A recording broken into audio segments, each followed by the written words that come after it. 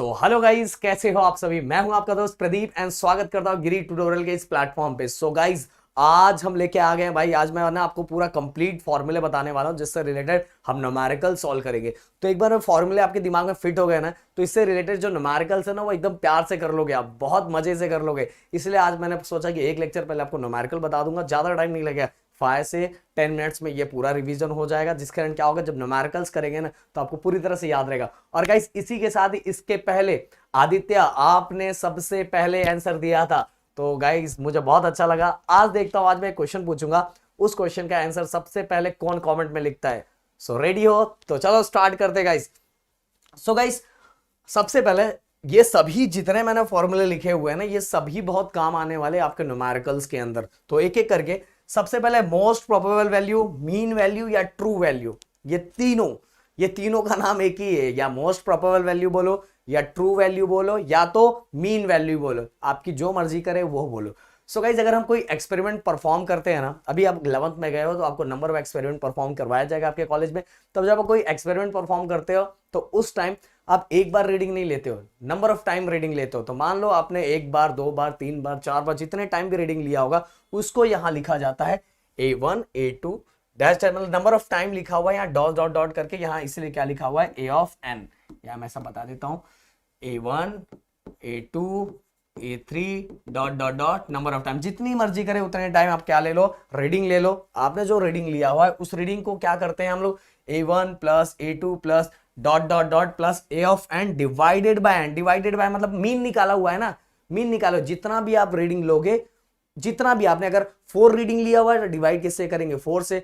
अगर 6 रीडिंग लिया है तो बताओ कितने से डिवाइड करेंगे, 6 से डिवाइड करेंगे। अगर 7 रीडिंग लिया है तो कितने से डिवाइड करेंगे, 7 से। अगर 10 रीडिंग लिया हुआ है तो कितने से डिवाइड करेंगे, 10 टाइम्स रीडिंग लिया हुआ है तो डिवाइड करेंगे 10 से।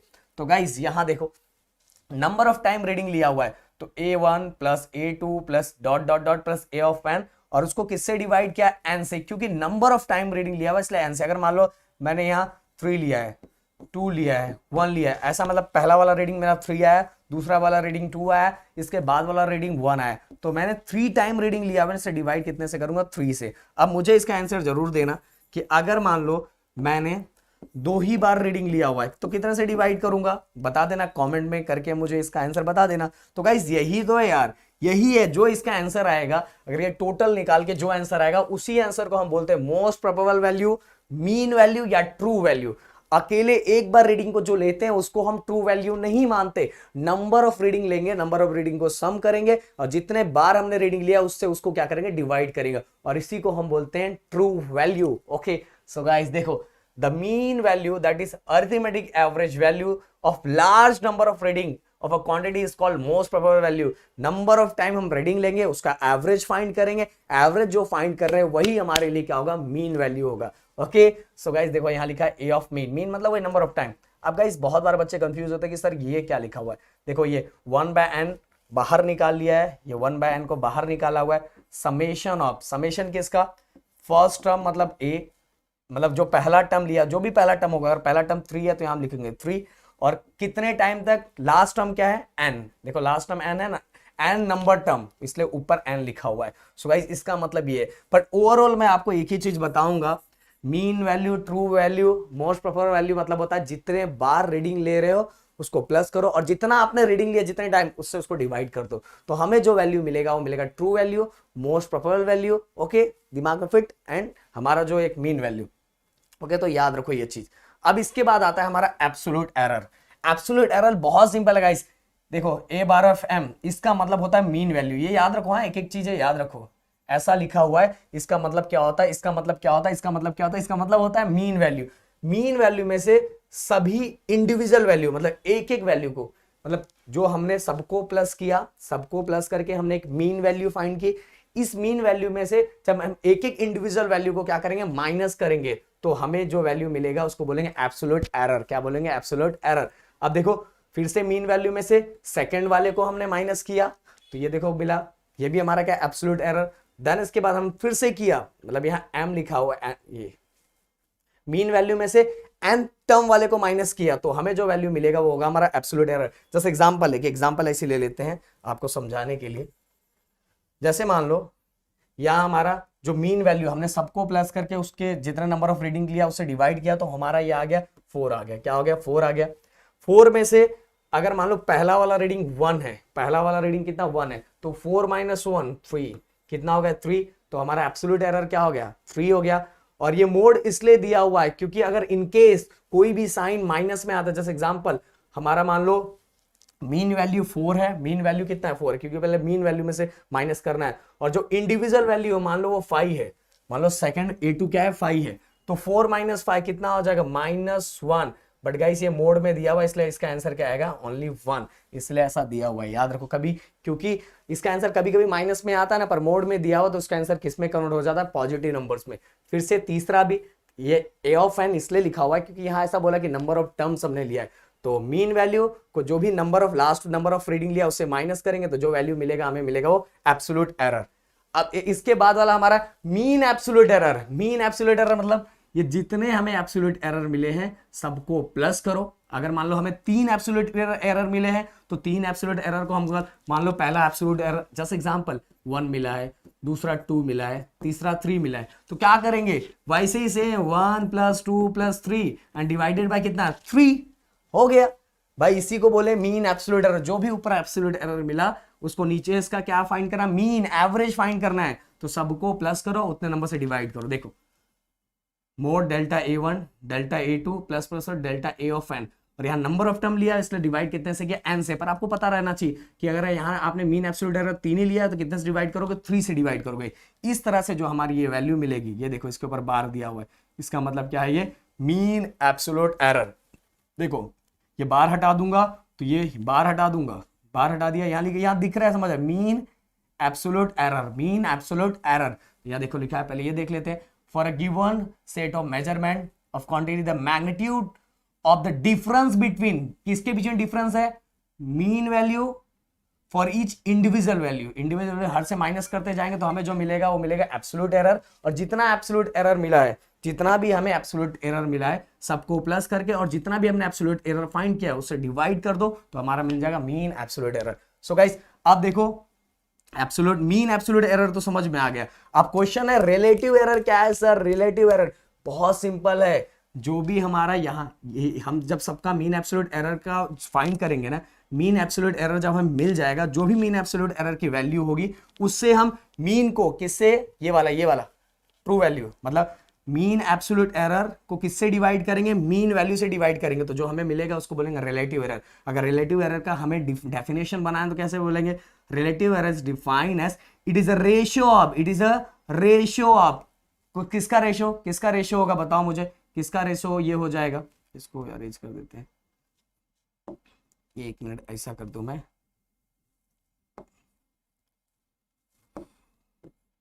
किसका रेशियो हो जाएगा? इस सिंपल सा ध्यान रहो, ये हमारा it is the ratio of mean absolute error to mean value या मोस्ट प्रॉपर वैल्यू या ट्रू वैल्यू। मतलब जो हमारा मीन एब्सोल्यूट एरर यहां से आएगा, जो भी वैल्यू आएगी हम नंबर ऑफ एब्सोल्यूट एरर को नंबर ऑफ टर्म से डिवाइड करेंगे, डिवाइड करके जो भी हमारी वैल्यू आएगी उसको हम मीन वैल्यू से जब हम क्या करेंगे? मीन वैल्यू से जब हम डिवाइड करेंगे तो जो वैल्यू हमें मिल जाएगी वो होगा रिलेटिव एरर। और बस इसके आगे जो भी रिलेटिव एरर आया है उसके आगे बस हम मल्टीप्लाई बाय 100 कर देंगे ना, मल्टीप्लाई बाय 100 करके हमने आंसर निकाल लिया, तो जो हमारा आंसर होगा वो होगा परसेंट एरर। क्या हो जाएगा? Percent error. तो गाइस बहुत सिंपल तरीका है, एक बार और रिवाइज करवा देता हूं, ध्यान दो एकदम अच्छे से। पहले ये सभी चीजें क्लियर कर देता हूं, एक बार और आपके लिए रिवीजन। सबसे पहले मोस्ट प्रॉपर वैल्यू क्या होता है, या ट्रू वैल्यू क्या होता है, या मीन वैल्यू क्या होता है? जो नंबर ऑफ रीडिंग हमने लिया हुआ है, जितने टाइम रीडिंग लिया है उतने से उनको क्या करना? डिवाइड। अगर 3 रीडिंग लिया है तो 3 से क्या करना? डिवाइड। तो ऐसे डिवाइड करने का जो हमें वैल्यू मिलेगी उसको बोलेंगे most probable value, mean value या ट्रू वैल्यू। ओके, फिर इसके बाद एब्सोल्यूट एरर। एब्सोल्यूट एरर मतलब difference between mean value and individual value. हर एक वैल्यू जो एक वैल्यू ली थी उसमें से जो हमारा मीन वैल्यू आए, ये वाला मीन वैल्यू, उसमें से एक वैल्यू को क्या करना है? माइनस करते जाना। एक वैल्यू को हमने माइनस किया तो जो हमें मिलेगा वो क्या होगा? हमारा एब्सोल्यूट एरर। क्या होगा? Absolute error. अब मीन एब्सोल्यूट एरर मतलब जो भी एब्सोल्यूट एरर आया, जितना भी, अगर हमने 4 एब्सोल्यूट एरर निकाला है तो 4 एब्सोल्यूट एरर को जितना भी नंबर ऑफ एरर दिखाई दे रहा है उतने को 4 से डिवाइड कर दो। जितना भी, अगर हमें 4 एब्सोल्यूट एरर निकाला है तो हम डिवाइड कितने से करेंगे? 4 से डिवाइड करेंगे। जैसे हम 4 से डिवाइड करेंगे, मान लो यहां हमने बोला ना 1 2 3 निकाला है, तो हम कितने से डिवाइड करेंगे, 3 से। जब 3 से हम डिवाइड करेंगे तो जो भी वैल्यू मिलेगी वो वैल्यू होगी हमारा मीन एब्सोल्यूट एरर, मतलब एवरेज। ओके, फिर इसके बाद गाइस हम क्या करेंगे, रिलेटिव एरर। रिलेटिव एरर कैसे मिलेगा, मीन एब्सोल्यूट एरर को हम किससे डिवाइड करेंगे, मीन वैल्यू से। मीन एब्सोल्यूट एरर को मीन वैल्यू से जब हम डिवाइड वाले मीन वैल्यू जो भी हमारा यहां आंसर होगा टोटल प्लस करके और डिवाइड करके, तो उससे डिवाइड करेंगे तो हमारा होगा रिलेटिव एरर। अब आता है नेक्स्ट परसेंट वाला। जो भी ये आंसर है उसको मल्टीप्लाई बाय 100 कर दो, मल्टीप्लाई बाय 100 कर दो, और हमारी जो वैल्यू मिल जाएगी वो होगा परसेंट एरर। सो गाइस इस तरह से ये पूरी चीजें मैंने आपको बता दी। चलो गाइस, कॉम्बिनेशन ऑफ एरर। सबसे पहले कॉम्बिनेशन ऑफ एरर होता क्या है तो बताता हूं। सबसे पहले ऐसे सुनो, फिर एग्जांपल के तौर पे मैं आपको बताऊंगा। सो गाइस, हमने कोई मेजर्ड वैल्यू फाइंड की, उस मेजर्ड वैल्यू में कुछ एरर था। उस मेजर्ड वैल्यू को जब हम फॉर्मूले में फिट करते हैं, किसमें फिट करते हैं, फॉर्मूले में, तो कैलकुलेटेड वैल्यू के अंदर हमें ऑलरेडी क्या दिखाई देता है, एरर दिखाई देता है। और जो कैलकुलेटेड वैल्यू के अंदर टोटल एरर दिखाई दे रहा है या रिजल्टेंट एरर दिखाई दे रहा है, उसी को हम बोलते हैं कॉम्बिनेशन ऑफ एरर या तो प्रोपगेशन ऑफ एरर। प्रोपगेशन मतलब हमने कुछ फिजिकल क्वांटिटी को फॉर्मूले में फिट किया, तो इसमें जो फिजिकल क्वांटिटी में एरर था वो कैलकुलेटेड वैल्यू में अपने आप दिखाई दे रहा है, मतलब प्रोपगेट हो गया ना।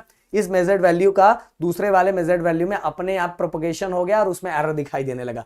तो सर ऐसे समझ में नहीं आया, सर एग्जांपल से समझाओ। तो चलो सर एग्जांपल से सर आपको बताएंगे। गाइस मान लो हमने पोटेंशियल डिफरेंस फाइंड किया, उसके अंदर कुछ एरर था। देन इसके बाद हमने I find, electric current find किया, उसके अंदर एरर कुछ था। तो ये दोनों के वैल्यू को जब हमने रेजिस्टेंस फाइंड करने के लिए V अपॉन आई में पुट किया, तो V में कुछ एरर था, आई में कुछ एरर था। तो इसका एरर प्रोपोगेट हो गया, हमें किस में दिखाई देने लगा, रेजिस्टेंस में दिखाई देने लगा। किसमें, रेजिस्टेंस में। जबकि रेजिस्टेंस को हमने क्या किया था, हमने थोड़ी मेजर किया था, हमने V और I को मेजर किया था, पर इसके अंदर जो एरर था वो प्रोपोगेट हो गया, हमें किस में दिखाई देने लगा, R में दिखाने लगा, मतलब रेजिस्टेंस में दिखाई देने लगा। इसीलिए तो गाइस इसको क्या बोलते हैं, कॉम्बिनेशन ऑफ एरर या तो प्रोपोगेशन ऑफ एरर। V और I फाइंड किया, इसके अंदर जो एरर था वही एरर इसके अंदर दिखाई देने लगा। सो गाइस, तो मेरे ख्याल से आपको समझ में आ गया होगा। यहाँ मैंने लाइन वाइज लिखा भी है, मेजर्ड वैल्यू को फॉर्मूले में फिट किया, देन इसके बाद कैलकुलेटेड वैल्यू के अंदर भी हमें एरर दिखाई देने लगा, और इसी को बोलते हैं हम कॉम्बिनेशन या प्रोपगेशन ऑफ एरर। आगे चलते गाइस। देन गाइस इसके टोटल तीन कैटेगरी है। पहला सम एंड डिफरेंस का, दूसरा प्रोडक्ट एंड डिवीजन का, इसके बाद पावर का। और तीनों कैटेगरी के बारे में प्रदीप सर आपको करके दिखाने वाले, बिल्कुल टेंशन लेने वाली बात नहीं है गाइस। तो चलो स्टार्ट करते हैं एक एक करके। सबसे पहले गाइस ये स्टेटमेंट बहुत जरूरी है। चलो स्टेटमेंट को पहले मैं ये करूंगा यहां, फिर हम बताएंगे क्या दिया हुआ है। तो सबसे पहले गाइस सम का देख लेते, सम एंड डिफरेंस दोनों प्रदीप सर आपको बताएंगे। मान लो गाइस एक मैंने कोई फिजिकल क्वांटिटी ली जिसका नाम A है, दूसरी एक फिजिकल क्वांटिटी ली जिसका नाम B है, और दोनों को प्लस किया, और जो इसका रिजल्ट था उसको मैंने क्या लिया, Z लिया। अब गाइस जो मैंने फिजिकल क्वांटिटी ली उसके अंदर कुछ ना कुछ एरर है। जो A वाली फिजिकल क्वांटिटी ली उसके अंदर कुछ ना कुछ एरर है, और उस एरर को मैंने डिनोट किया प्लस माइनस डेल्टा A से। देन इसके बाद ये जो दूसरी वाली फिजिकल क्वांटिटी है ना, जो दूसरी वाली फिजिकल क्वांटिटी है, इसको मैं अच्छे से थोड़ा इरेज कर दूं, ये गलत हो गया। तो दूसरी वाली जो फिजिकल क्वांटिटी है उसके अंदर भी कुछ एरर है। दूसरी वाली फिजिकल क्वांटिटी क्या, B, इसके अंदर भी गाइस कुछ एरर है, जो हमारा प्लस माइनस डेल्टा B से हमने डिनोट कर दिया। गाइस ये है हमारा मीन वैल्यू, ये है हमारा mean absolute error. Okay, mean value and mean absolute error. So guys अब अगर इसके अंदर एरर दिखाई दे रहा है तो सिंपल सी बात है, रिजल्टेंट के अंदर भी एरर दिखाई देगा, तो ये हो जाएगा Z plus minus delta Z। Okay, अब गाइस हम दोनों वैल्यू को प्लस कर देते हैं, मीन वैल्यू को। तो A प्लस B ये प्लस कर दिया, और ये एब्सोल्यूट एरर को हम प्लस कर देते हैं, plus minus delta A plus minus delta B हो गया। सो गाइस इसके आगे इसको भी लिख देता हूं, फिर से इसके आगे मैं इसको भी लिख देता हूं, तो Z plus minus delta Z। Okay, अब गाइस ध्यान दो, A प्लस बी कितना है, देखो A plus B equal to कितना है, Z। तो मैंने यहाँ Z लिख दिया, plus minus delta A plus minus delta B, plus minus delta B। Okay, अब गाइस इसके आगे मैंने ऐसा लिख दिया Z plus minus delta Z। अब गाइस ध्यान दो, दोनों साइड से Z क्या हो गया, कैंसिल हो गया। ये देखो यहाँ क्या बचा, बस plus minus delta Z equal plus minus delta A plus minus delta B। Okay so guys ये सम का हो गया, ये सम वाला हो गया। अब हम डिफरेंस वाला भी कर लेते हैं। तो मान लो फिर से ऐसा करता हूं तो आपको ज्यादा अच्छे समझेगा। हमने एक फिजिकल क्वांटिटी ली और एक दूसरी फिजिकल क्वांटिटी ली, दोनों में अगर डिफरेंस मतलब माइनस किया, और जो इसका रिजल्टेंट था और रिजल्टेंट क्या ले लिया हमने, जेड। दोनों फिजिकल क्वांटिटी में हमने क्या किया, डिफरेंस किया, और डिफरेंस जितना हुआ उसको हमने रिजल्टेंट क्या ले लिया, जेड। अब गाइस क्योंकि देखो हमें सम एंड डिफरेंस दोनों फाइंड करना है ना, जो पहली वाली फिजिकल क्वांटिटी है उसके अंदर कुछ ना कुछ क्या होगा, कुछ ना कुछ क्या होगा, एरर होगा। तो इसलिए एरर को हमने डिनोट किया प्लस माइनस डेल्टा ए, देन बीच में माइनस बी, और ये जो दूसरी वाली क्वांटिटी है इसके अंदर भी कुछ ना कुछ क्या होगा, एरर होगा। ध्यान दो अच्छे से, एरर होगा, और इसको भी हमने इससे डिनोट किया, और इक्वल टू जेड। अब गाइस नहीं, इक्वल टू जेड के बाद हमें इसमें भी एरर बताना पड़ेगा ना, इसमें भी एरर बताना पड़ेगा। तो गाइस इसके अंदर भी, जब इसके अंदर एरर है तो इसके अंदर भी क्या हो जाएगा, एरर हो जाएगा। हो गया एरर। अब गाइस हम दोनों का माइनस करते हैं। माइनस कैसे होगा, ए माइनस बी, ए माइनस बी हो गया। और गाइस आगे वाला क्या बचा है, प्लस माइनस डेल्टा ए, और ये प्लस माइनस डेल्टा बी। अब गाइस देखो a माइनस बी कितना है, यहां देखो a माइनस बी जेड है, तो जेड लिख दिया, Z plus minus delta a plus minus delta b, okay, equal to कितना है,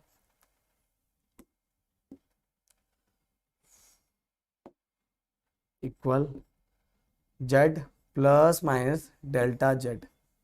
अब गाइस दोनों साइड से जेड जेड क्या होगा, यहां भी कैंसल, यहां क्या बचा, यहां ध्यान दो, यहां क्या बचा है, यहां बचा है plus minus delta Z plus minus delta A and plus minus delta B.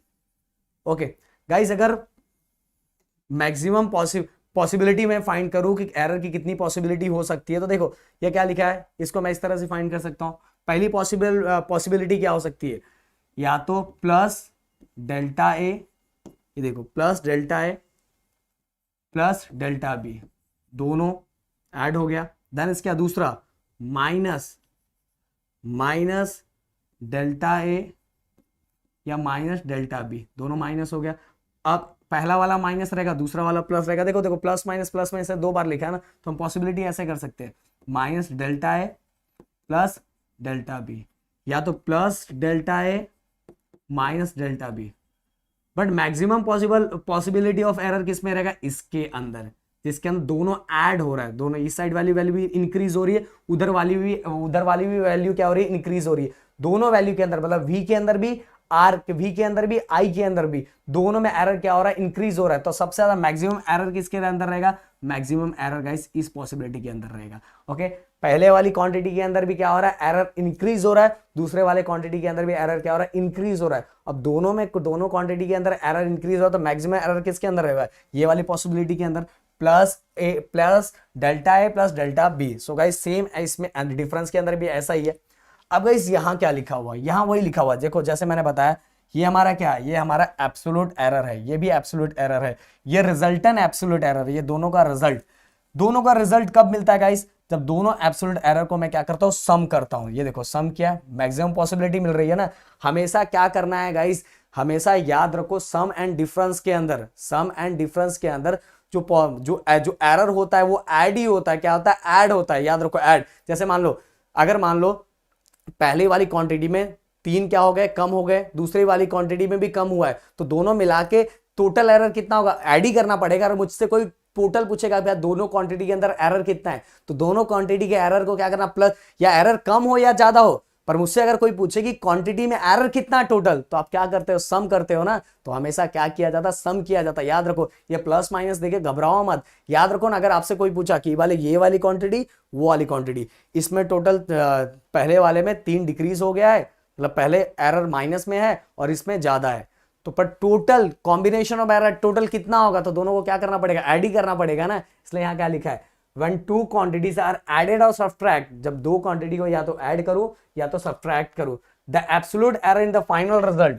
absolute error, ये देखो absolute error, ये फाइनल रिजल्ट का absolute error, इसका और इसका final result is the sum of the, sum किया ये मैंने बताया सम कैसे करेंगे, दोनों में जो वैल्यू है उसको क्या कर रहा है, सम कर रहा है, बताया मैंने एक एग्जांपल लेके, इसलिए लिखा हुआ है the sum of the absolute error in the individual quantity. दोनों इंडिविजुअल क्वांटिटी का जो भी एरर आएगा उसको सम करेंगे, और जैसे ही सम करेंगे तो हमें क्या मिलेगा, हमें मिलेगा absolute error in the final result. Final result के अंदर एब्सोल्यूट एरर जो होगा मुझे क्या मिलेगा, मिलेगा। पर दोनों क्वांटिटी का क्या करना पड़ेगा, सम। याद रखो गाइस, दोनों क्वांटिटी को जब हम सम करेंगे तो फाइनल रिजल्ट हमें किस में मिलेगा, एब्सोल्यूट एरर का जो फाइनल रिजल्ट है वो मुझे मिल जाएगा सम एंड डिफरेंस के अंदर। तो चलो गाइस आगे चलते हैं। दूसरा, error in the product and in division. बहुत सिंपल है गाइस, इसके अंदर याद रखो, इसके अंदर एब्सोल्यूट एरर मिला हुआ है, सब एब्सोल्यूट एरर मिला हुआ है, इसके अंदर थोड़ा अलग मिलेगा। अब z equal a dot B, मतलब दोनों दो क्वांटिटी को हम क्या कर रहे हैं, मल्टीप्लाई कर रहे हैं। फिर से वही वाला चीज, पहली वाली क्वांटिटी में कुछ एरर होगा, दूसरी वाली क्वांटिटी में कुछ एरर होगा। सो a, ध्यान दो अच्छे से, a प्लस माइनस डेल्टा ए, पहली वाली क्वांटिटी में एरर, देन दूसरी वाली क्वांटिटी में भी कुछ एरर होगा, प्लस माइनस डेल्टा बी।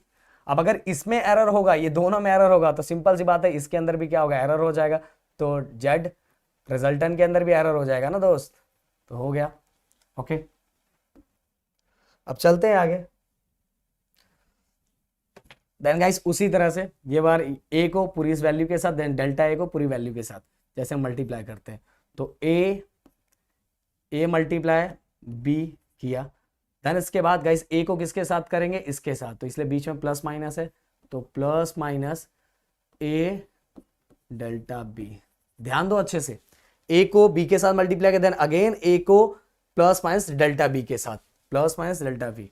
अब आगे गाइस इसके बाद ए वाले का काम खत्म हो गया अब इसका, तो सबसे पहले प्लस माइनस डेल्टा ए का मल्टीप्लीकेशन किसके साथ है, बी के साथ, डेल्टा ए का बी के साथ हो गया। देन अगेन बीच में प्लस माइनस है, तो प्लस माइनस हम डाल देते हैं। फिर से डेल्टा ए को बी के साथ किया, अब डेल्टा ए को किसके साथ करूंगा, डेल्टा बी के साथ, delta A multiply delta B, multiplication करना है ना। ये देखो साइन याद रखो, बहुत लोग साइन में, अरे साइन बीच में प्लस माइनस ही दिया हुआ है तो प्लस माइनस ही देना पड़ेगा ना। ए को बी के साथ किया, देन ए डेल्टा बी के साथ किया, देन फिर बीच में साइन था प्लस माइनस दे दिया, फिर डेल्टा ए बी के साथ, फिर से इसके बाद बीच में प्लस माइनस था, प्लस माइनस दे दिया delta A and delta B के साथ। अब आगे इसके आगे ऐसे लिख देता हूं Z plus minus delta Z. अब क्या करना है इस पूरे इक्वेशन को, ये जो पूरा इक्वेशन दिया है इसको हमें डिवाइड करना है ए बी से डिवाइड करना है। तो चलो ये आजा थोड़ा छोटा कर देता हूं, ये छोटा हो गया। अब पूरी क्वांटिटी को गाइस हमें किससे डिवाइड करना है, मैंने बताया किससे करना है, ए डॉट बी, इसको भी ए डॉट बी, इसको भी ए डॉट बी, देन ये पूरे को भी ए डॉट बी, देन ये पूरे को भी ए डॉट बी से डिवाइड करना है, ये इसको पूरे को भी ए डॉट बी से डिवाइड करना है। ध्यान दो, अब गाइस देखो Z upon A B equal to 1 हो जाएगा। कैसे हो जाएगा ये देखो ना यार, ये देखो ये वाला, ये इस पे ध्यान दो, ये देखो ये Z equal to A dot B लिखा हुआ है ना, तो ये जब डिवाइड में आ जाएगा यहाँ कितना बचेगा, 1 ही बचेगा ना, इसलिए यहाँ ये वाली वैल्यू कितनी हो जाएगी 1, then plus minus delta Z upon A dot B, A dot B equal to कितना है जेड ना, ये देखो ए डॉट बी, तो ऊपर वाला डेल्टा जेड और नीचे ए डॉट बी कितना है जेड, इसलिए मैंने ए डॉट बी की जगह जेड रख दिया। अब equal A dot B upon A dot B, दोनों क्या आ जाएंगे कैंसिल होकर यहाँ बचेगा 1, ओके 1 बचेगा, देन प्लस माइनस, अब ध्यान दो एकदम अच्छे से, ए क्या हो गया कैंसिल, यहाँ क्या बचा delta B upon B, plus minus guys अच्छे से, यहाँ बी और बी कैंसिल हो जाएगा, यहाँ बचेगा डेल्टा ए अपॉन ए।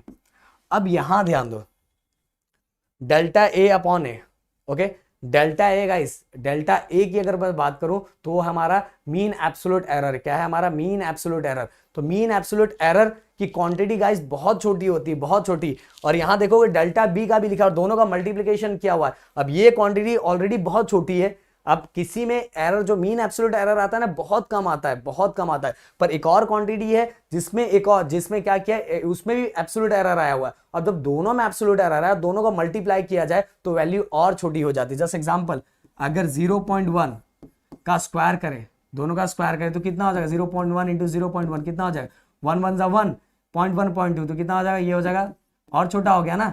तो ये एब्सोल्यूट एरर दो, ये एब्सोल्यूट एरर, ये भी एब्सोल्यूट एरर, और दोनों एब्सोल्यूट एरर को जब मैं मल्टीप्लाई कर रहा हूं तो उसका रिजल्ट क्या होगा, और छोटा हो जाएगा। इसलिए दोनों को क्या किया जाता है, निग्लेक्ट किया जाता है, निग्लेजिबल काउंट कर लिया जाता है। इसलिए इसको कैंसिल कर मतलब जीरो कंसीडर कर लिया जाता है। इसलिए हमारे पास वैल्यू यही बचेगी, ये बचेगा हमारे पास 1। अब देखो दोनों साइड एक चीज और है हमारे पास, ये देखो इस साइड भी 1 है, इक्वल के साइड भी 1 है, तो वो भी कैंसिल हो जाएगा। बस बचेगा हमारे पास, क्या बचेगा, plus minus delta Z equal, यहां क्या बचेगा, plus minus delta B upon B plus minus delta A upon A. Guys आपको याद होगा mean absolute error to mean value, mean absolute error to mean value क्या होता है, रिलेटिव एरर होता है ना। ये देखो mean absolute error to mean value, मैंने बताया था ना ये एब्सोल्यूट एरर है, तो mean absolute error to mean value, mean absolute error to mean value, तो ये हमारा क्या होगा, रिलेटिव एरर हो जाएगा। क्या हो जाएगा, रिलेटिव एरर। तो आप देखोगे गाइस जो हम प्रोडक्ट या डिवीजन, ऐसे डिवीजन भी करते हैं या प्रोडक्ट एंड डिवीजन जो भी कर रहे हैं उसके अंदर जो एरर मिल रहा है वो कौन सा एरर मिल रहा है, वो रिलेटिव एरर मिल रहा है। तो सेम गाइस यहां ध्यान दो, the maximum relative error in the result, फिर से सम कर रहे हैं, फिर से हम क्या कर रहे हैं, सम कर रहे हैं ना। मैंने बताया सम ही करना पड़ेगा ना, इसके अंदर कुछ एरर निकला, उसके अंदर कुछ एरर निकला, पूछेंगे कितना एरर मिला, तो दोनों को क्या करना पड़ेगा, सम। तो देखो maximum relative error in the final result कैसे पता चलेगा, दोनों इंडिविजुअल वैल्यू को क्या करना पड़ेगा, सम करना पड़ेगा। Result is the sum of the relative error in each quantity. Relative error क्यों बोल रहा हूं समझ में आया, डेल्टा जेड अपॉन जेड लिखा हुआ है। डेल्टा जेड मतलब क्या है, हमारा मीन एब्सोल्यूट एरर, और नीचे वाला क्या है, हमारा मीन एरर, मीन वैल्यू। तो एब्सोल्यूट एरर और मीन को जब मैं डिवाइड करता हूं तो जो वैल्यू मिलती है वो किसकी मिलती है, रिलेटिव एरर को। सो गाइस देखो फाइनल रिजल्ट किसका दिया हुआ है, रिलेटिव एरर का। कब मिलेगा, जब दोनों इंडिविजुअल रिलेटिव एरर को मैं क्या करूंगा, प्लस करूंगा, तो मुझे मिलेगा, क्या मिलेगा, मुझे मिलेगा उस क्वांटिटी में कितना एरर दिया हुआ, कॉम्बिनेशन ऑफ एरर कितना है, कब, डिवीजन के टाइम। तो गाइस ये सॉरी यहां तो मैंने मल्टीप्लीकेशन किया और ऐसे ही क्या करना है, डिवीजन भी इसी तरह से कर रहे हैं। तो चलो गाइस अब आगे बढ़ते हैं।